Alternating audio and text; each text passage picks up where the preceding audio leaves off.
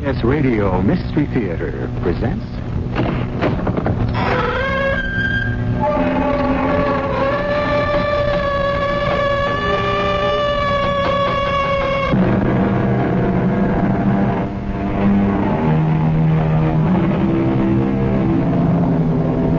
Come in.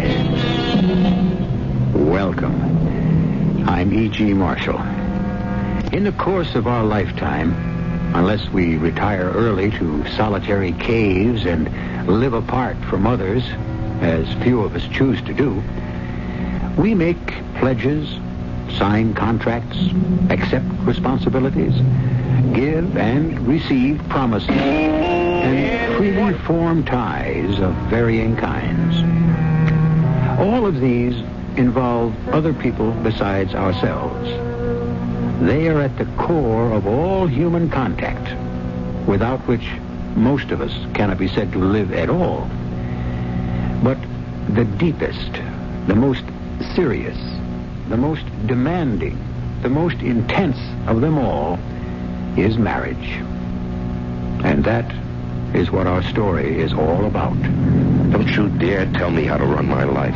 Well, somebody's got to, Harry. Well, not you. Get out of my car. Harry, can't we talk about this? No, we can't. You have no right. Harry, the light's changing. I can make it. No, you can't, Harry. It's red. Harry!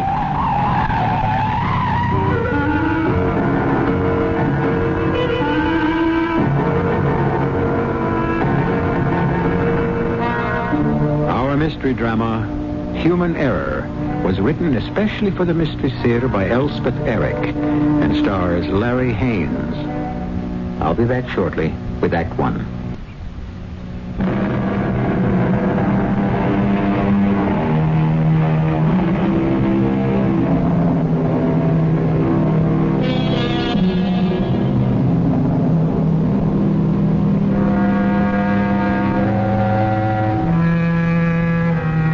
A pledge.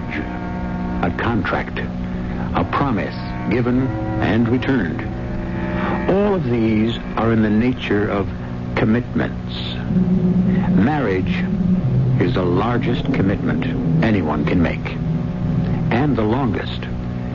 A man can violate a pledge, break a contract, evade a responsibility, do any or all of these things, and still keep his inmost self intact.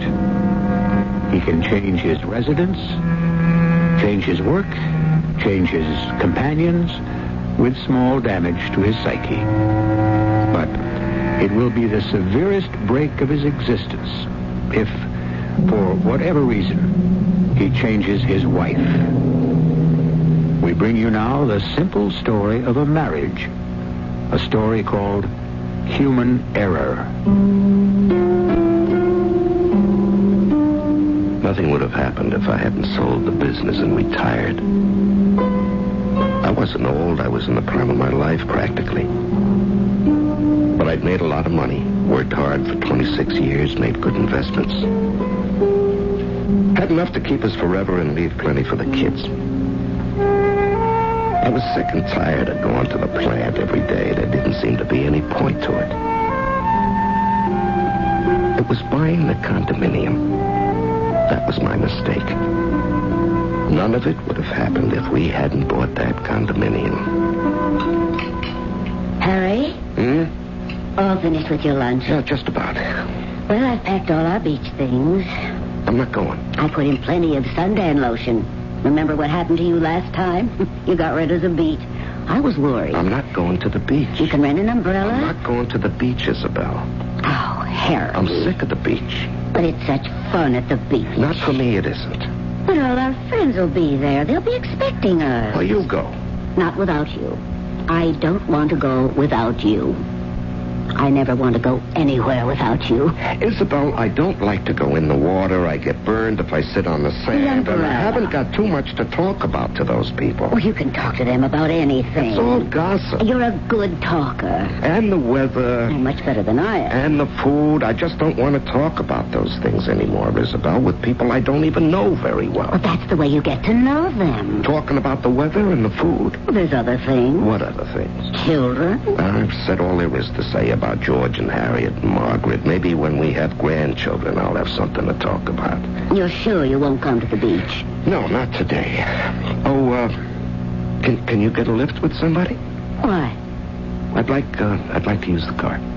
Harry, you thinking of going to the track? Well, I was thinking of it. You know I don't like you to gamble. Oh, for heaven's sake, Isabel, you make it sound like I was a big plunger or something. I go maybe 6 times a year. I make $2 bets. And you lose? Not every time, not every race. Most times, most races. It's a bad habit to get into. I'm not into it. Now, may I take the car or not? Well, I suppose I could get a lift with the Conovers. Then get it. We'll go someplace nice for dinner.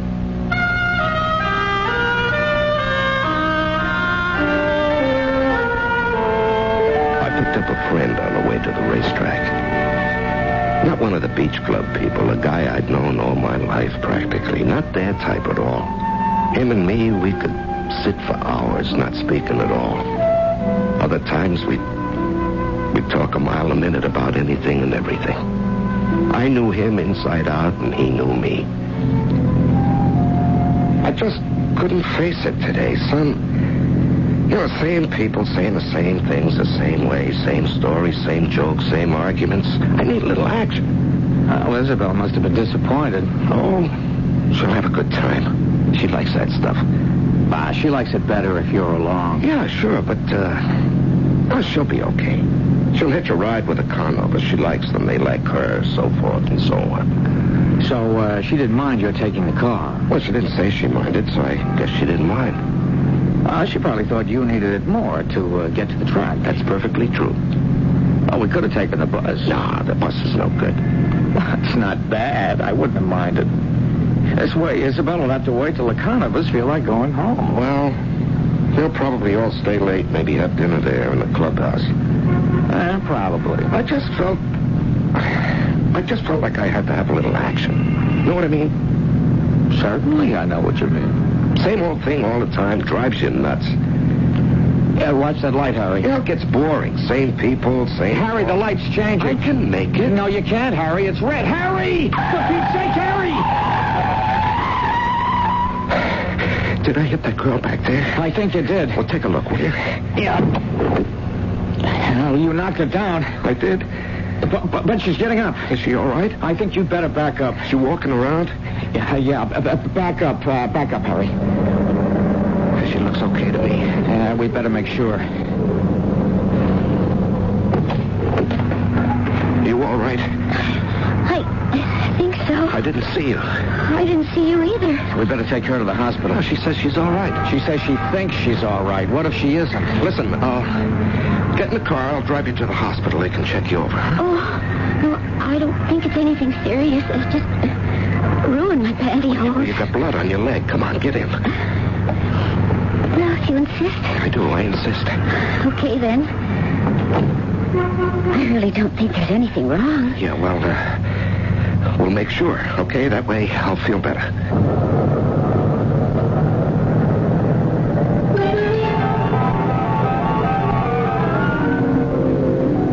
Turned out she had a lot of blood, all over one leg where she'd fallen. And there was another cut on her head, quite a deep one. So my friend and I decided to check her into a room where they could sew it up and maybe take some x-rays. The doctors didn't seem particularly worried, but as my friend said, we need to be sure. And I went along with that. So, what with one thing and another, we never did get to the track. Hi there. Oh, hi. I just talked to the doctor, and he says the x-rays don't show anything wrong. No concussion or anything. I didn't think there was anything wrong. Your car really just grazed me. I fell down, that's all. Yeah, well, I needed to be sure. I appreciate that. Oh, I wanted to tell you, you don't owe anything. Here, they're sending the bill to me for everything. Well, that's very nice of you, Mr. I don't know your name. Harry Margolis. It's really Harold, but I changed it a long time ago. Anybody ever call you Hal? Hal? No, nobody ever called me that. I like Hal for a name. It sounds kind of, dashing, you know? Dashing? Yeah, like Prince Hal? Prince Hal? Mm-hmm. I don't guess I ever met him. Oh, he's in Shakespeare. I think. Oh. And hadn't you ought to tell me your name? It's Marjorie. Marjorie Ames. Anybody ever call you Margie? My grandmother, she used to call me that. Yeah? That suits you, Margie. Well, I guess I better be running along. It was very nice of you to stop by. I appreciate it. Oh, no, listen, that was the very least I could do. And, about the hospital bill. Oh, forget it. Forget it. Put it out of your mind completely. Listen, if they let you out tomorrow, why don't I come by and pick you up, drive you home? How would that be? Well, that would be very nice. So, I'll check with the doctor, and if he says okay, I'll do that. Well, thank you very much. Hal? Oh, don't mention it, Margie.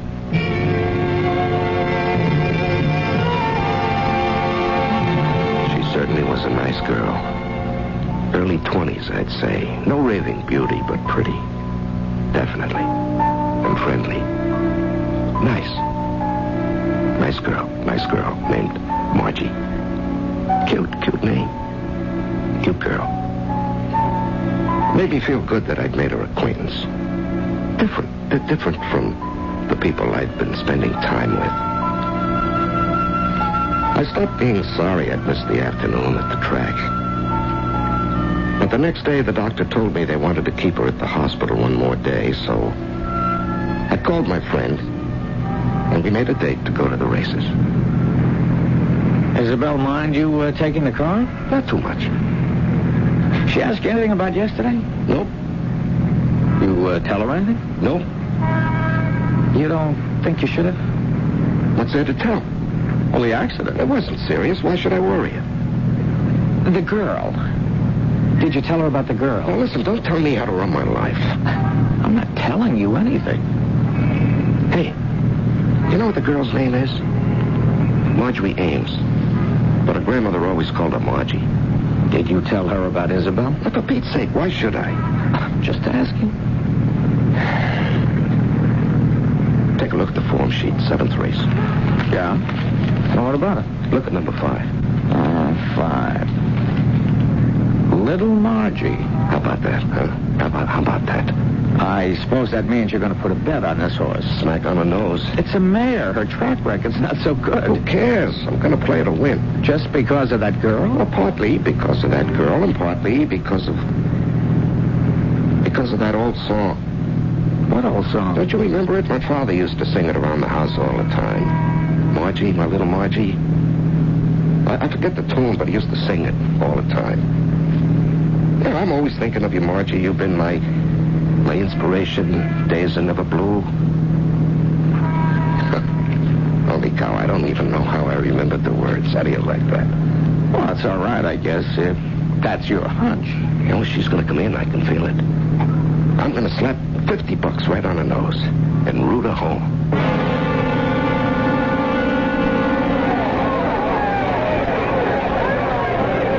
Little Margie went off at 100 to 1 on the tote pool. She stumbled coming out of the gate, and she got pocketed between 2 other horses at the far turn. But then the jockey found an opening, and glory be, that little filly put on the speed. Pretty soon she was flying. I kid you not, that little baby was flying. Coming into the home stretch, she was nose to nose with the favorite. And just as they came up to the wire, she stretched out her sweet neck, crossed the finish line, and won. My little Margie.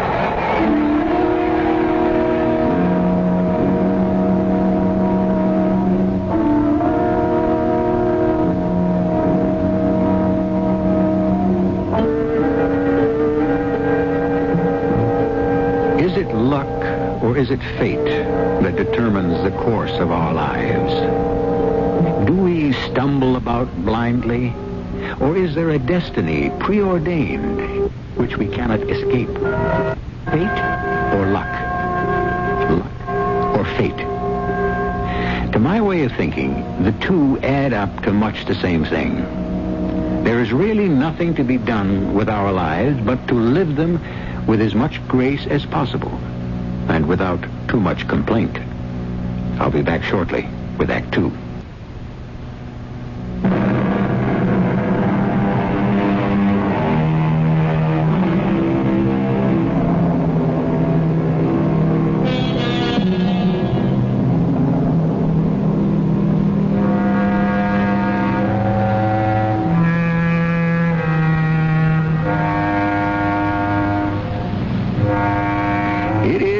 To tell good luck from bad.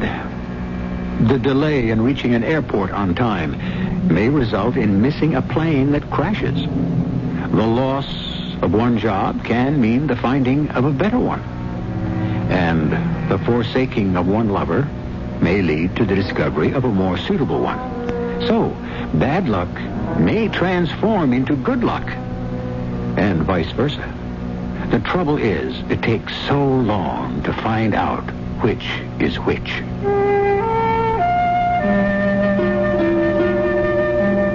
I'd won $5,000 on Little Margie. I'd never won more than $8 or $10 on any race I ever played.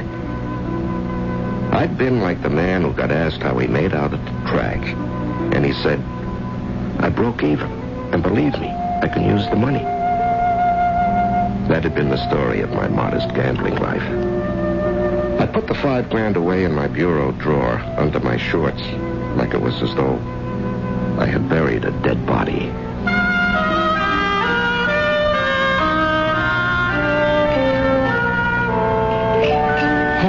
Harry? You finished with your lunch? Just about. Oh, you didn't eat much. Oh, I had enough.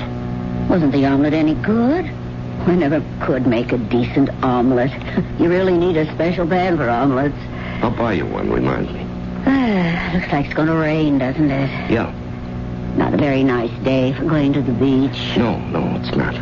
Still, it might clear up later. Very often it does. I don't think so. You don't really want to go anyway, do you? You don't really like the beach. Oh, the beach is all right. But you like the racetrack better. Isabel, I wish you wouldn't talk like I was a compulsive gambler.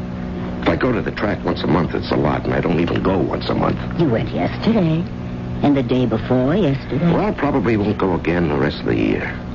Did you lose a lot? Matter of fact, I came out ahead. Wow, that's nice. How much did you win? Enough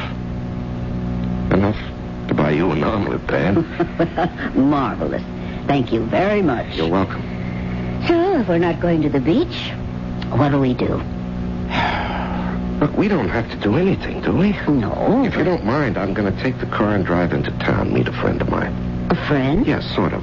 Somebody I've known for a long time. Oh, somebody I don't know? Well, you don't know this one. Pardon my asking, but is this friend male or female? Male.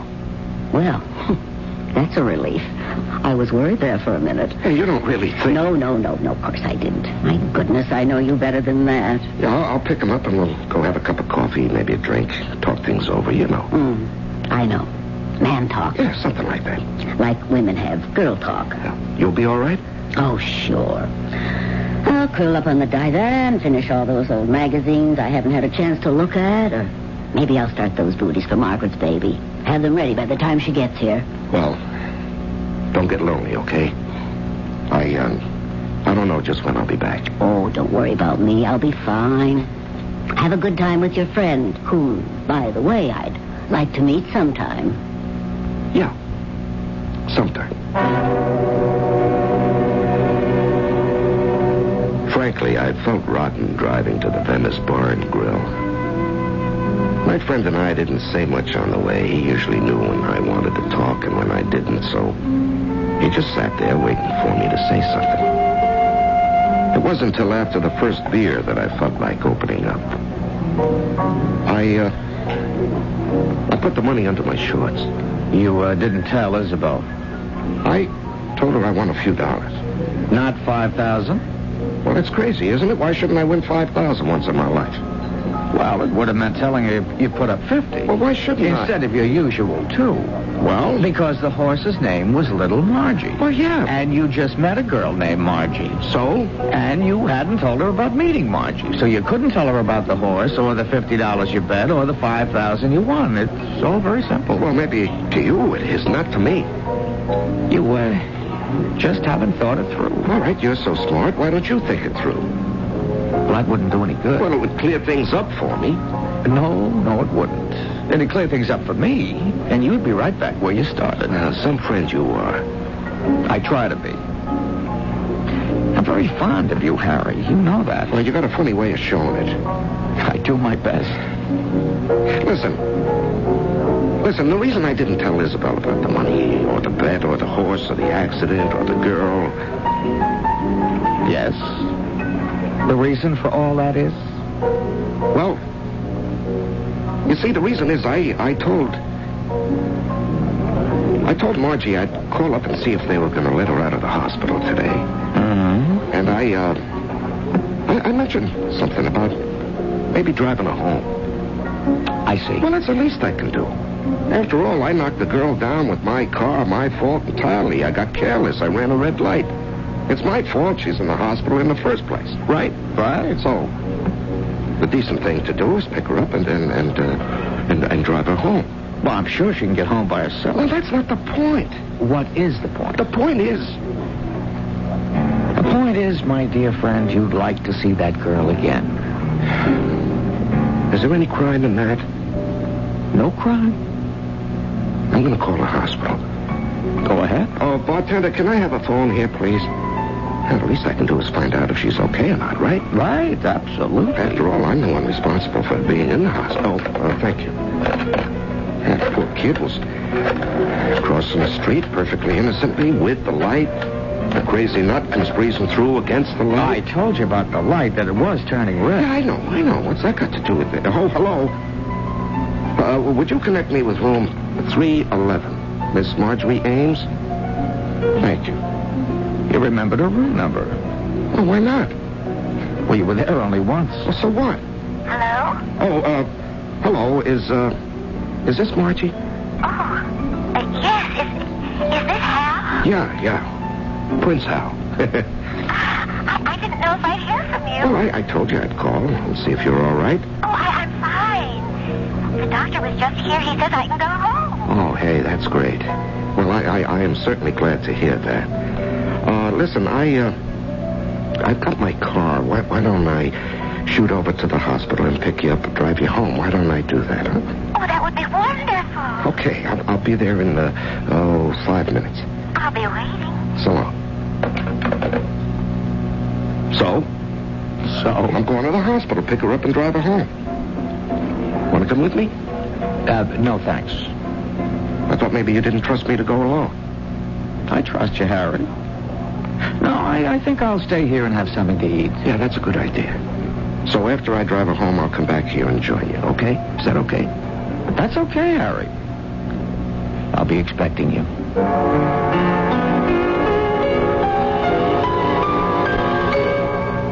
All the way to the hospital, I was congratulating myself on what a nice thing I was doing. I could have stayed in the Venice Bar and Grill all afternoon, shooting the breeze with my friend and drinking beer. Instead, I was doing this very considerate thing. Well, it's miserable to come out of a hospital with nobody to meet you. Go schlepping off by yourself. Well, I pulled up at the entrance to the place, and there she was, waiting for me. Well, you're all set, huh? Oh, is that? Well, hop in. This is so nice of you. Well, which way? Where do you live? On Odemira Street? Odemira? Mm-hmm. Just off Herrera Drive. Oh, yeah, well, it's not far from here. Oh, no, I could have taken a cab home. You didn't have to bother. No bother. Say, look, do you know where the Venice Bar and Grill is? Sure. It's just a few blocks from my place on Herrera Drive. I go there once in a while. They have good food. Well, it's kind of a hangout of mine. Well, shall we get going?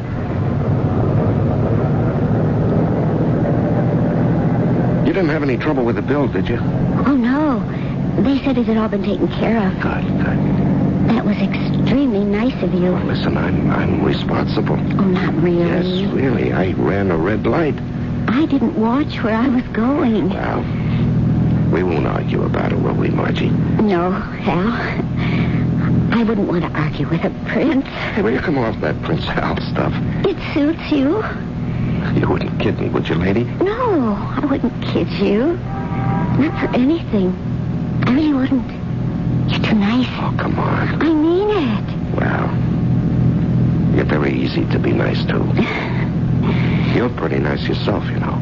Oh, I hope I see you again, Hal. Well, we'll probably run into each other. You ever go to the racetrack? No, I never do, but maybe I will someday. Yeah, I don't go too often myself. I have a friend, and sometimes we go out there together, but not very often. It isn't a regular thing. Well, maybe we'll run into each other at the Venice Bar and Grill sometime. Yeah, maybe. I don't go there too much either, just now and then. Oh, here's where you turn. Oh. This is Odemira. I live at 111 on the right. Okay, Margie. This it? This is it. Could I invite you to come in for a minute? I could make you some coffee or something. Oh, I don't know. If you're hungry, I could make you an omelet. An omelet? Mm-hmm. I make a very good omelet. Oh. Listen, Margie, I just remembered I left a friend of mine back at the Venice Grill. He was going to have something to eat, and I think he's expecting me. Oh. Well, maybe some other time.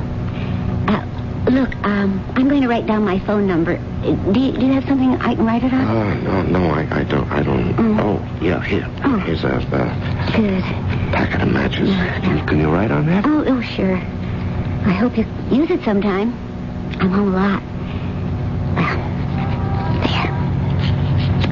There you are. Thanks. I'll put it in my wallet. That way I won't lose it. Well, can you get inside all right by yourself? Sure. Good night, Hal. I'll be waiting to hear from you. Yeah, I'll give you a ring one of these days. So long. Take care, Margie. You too, Hal. I drove off like I'd been shot out of a cannon. My friend was right. I had wanted to see this girl again. And I'd seen her. And she asked me into her apartment. If only she hadn't said what she did about making me an omelet.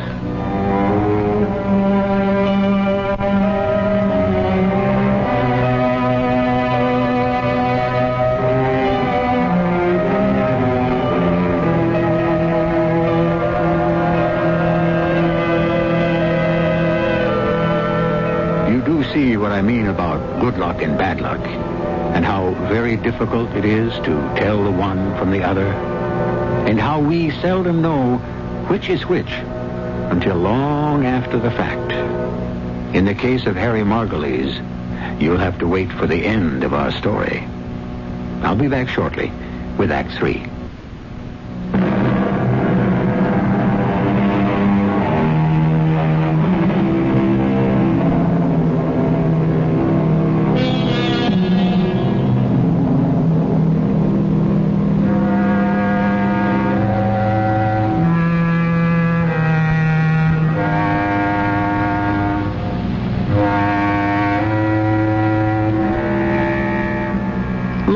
On your life and examine the turns it has taken. Consider the decisions you made, the directions you followed. Try to evaluate your wisdom, your prescience, everything that brought you to where you are now. Were you always right? Were you always wise? Chances are, no matter how you reflect on these things, you will never find a precise answer.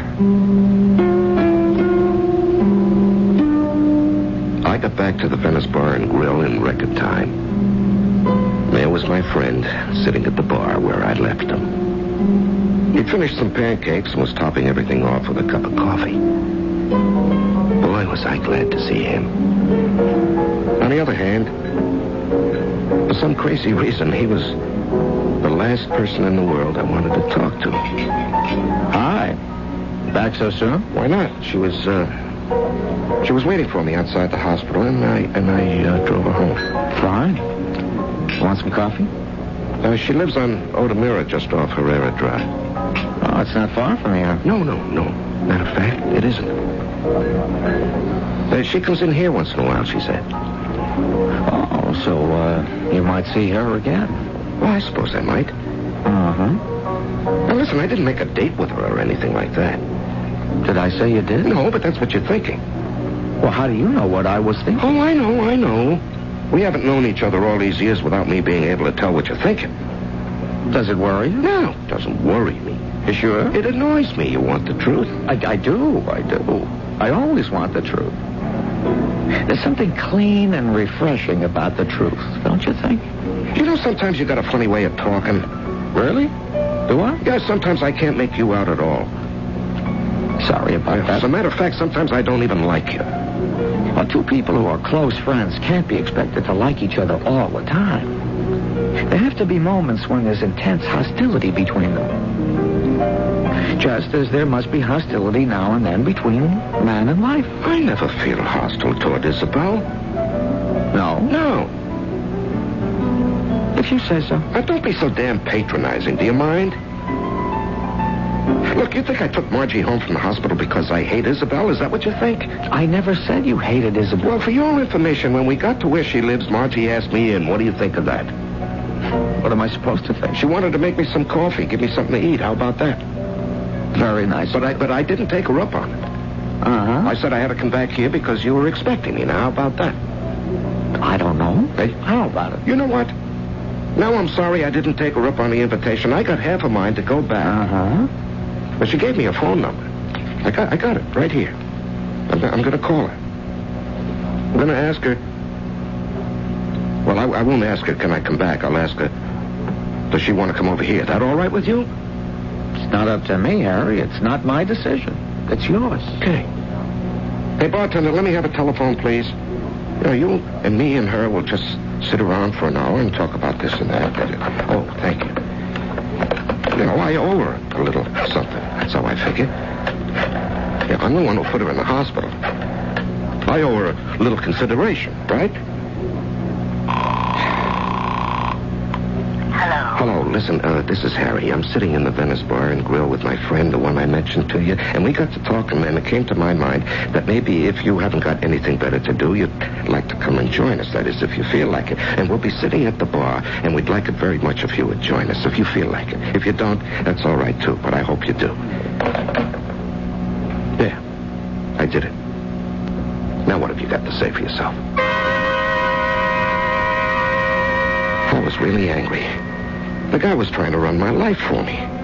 Now, I'm not a person who can't take a little criticism now and then, but he was poking his nose into things that were none of his business. And I meant to tell him to butt out.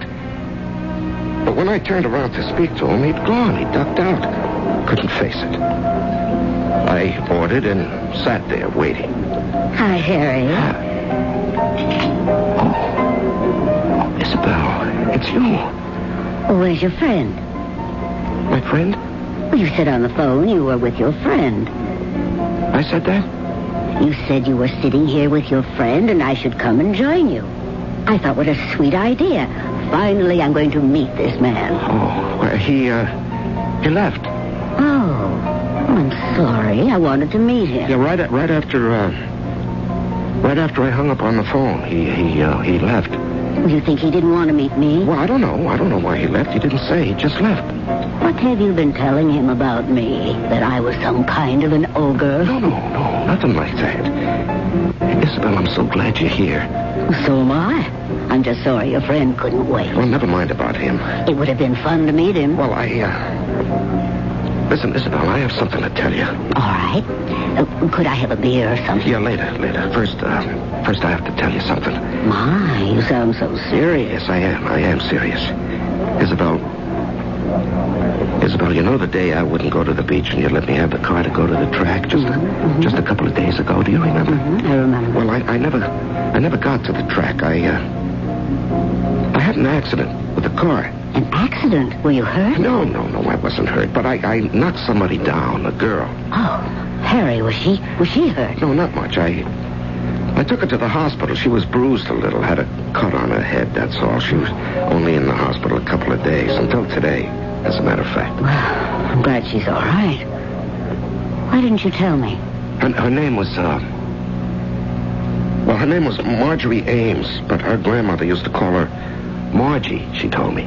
Well, you had quite a talk with her, didn't you? No, not really. It just came up in the course of conversation when I went to see her at the hospital. Oh?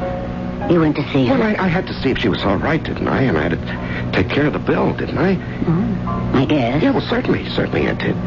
But, listen, what I want to tell you, Isabel, you see, the day after the accident, me and my friend went to the track, and I bet on a long shot.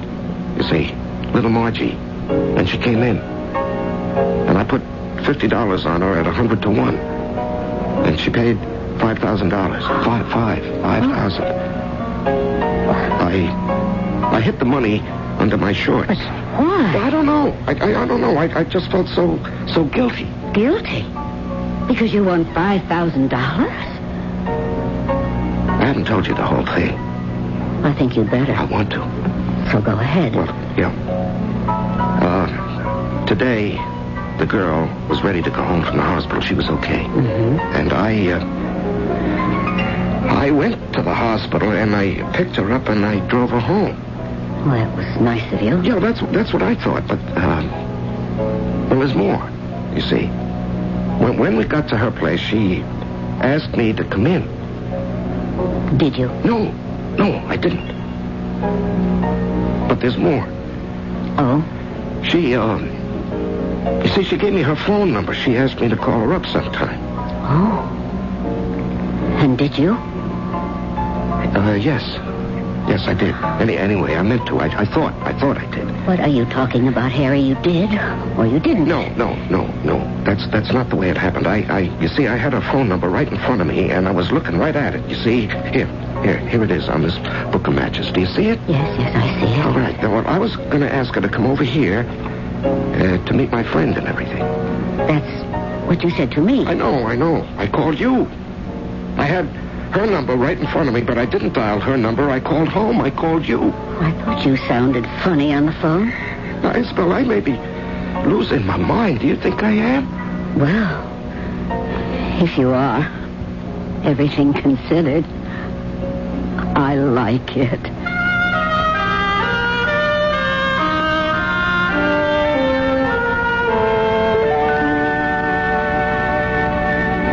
Isabel and I went home and had dinner on the patio.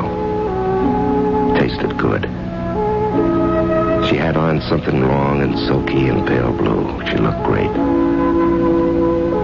After dinner, we walked down to the ocean and watched the sunset. It was spectacular. Then we walked back to the house and went to bed.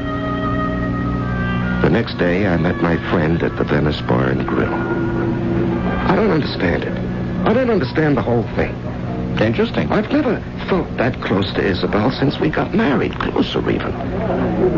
I was so happy. I was so contented. I was so glad to be where I was. You liked yourself. I liked myself, yeah. And I liked her, and I liked everything. I even liked the people at the beach club. They're not so bad, really. Isabel and I are going to the beach this afternoon, and I'll listen to all the old jokes and the old arguments, and it'll be all right. I take it we won't be going back to the track. Not today. Next week? Next month? Maybe. Hey, you know what Isabel's buying me? I gave her the $5,000, and she's buying me some binoculars. Oh. So's I can see the horses better. How about that? She's quite a girl, that Isabel. Yes, she is. You want to know something funny? She wants to meet you. Well, maybe we'll run into each other one of these days. Maybe. Well, if you ever do, you'll like each other. I imagine we will. Listen.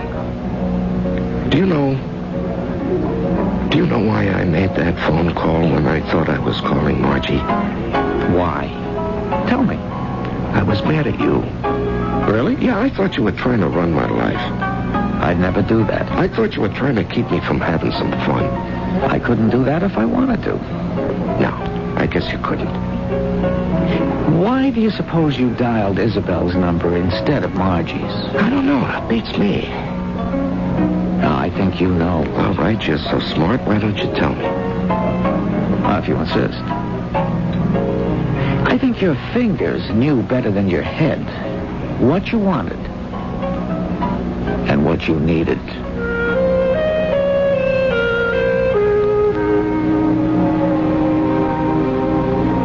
Some smart fella, my friend.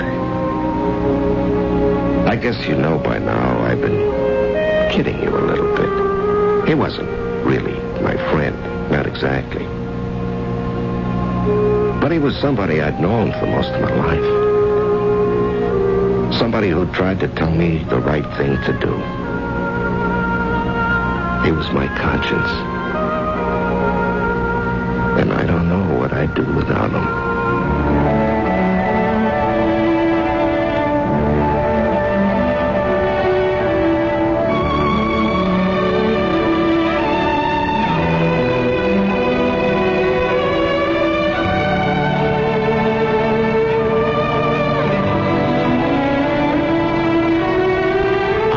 It was Goethe who wrote, "We think we push, but we are pushed." Is it possible that we go through life with a firm conviction that we are doing what we choose to do, and when and where we choose to do it, and with whom? That conviction is quite mistaken. Hidden forces, quite unknown to us, are deciding for us what we will do, when and where we will do it, and with whom. I'll be back shortly.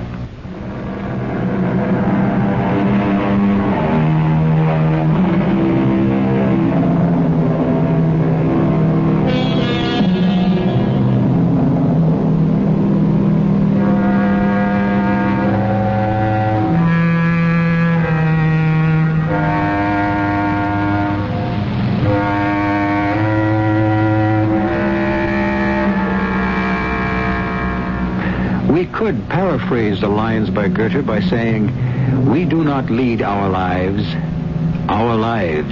lead us." And I think we would not be too far from the truth. And concerning those hidden forces we have little or no knowledge of, is most certainly the one that rides us the way a jockey rides his horse, the one called conscience. Our cast included Larry Haynes, Jack Grimes, and E.V. Juster. The entire production was under the direction of Hyman Brown. This is E.G. Marshall inviting you to return to our Mystery Theater for another adventure in the macabre. Until next time, pleasant dreams. Your hometown camera shop at 608 Green in Champaign's Campus Town has presented the WDWS CBS Radio Mystery Theater. Join us again soon as Herbers again presents our voyage into some of life's great mysteries. Good night. You've been listening to the OTR Gold Network. Find more classic radio at otrgold.com.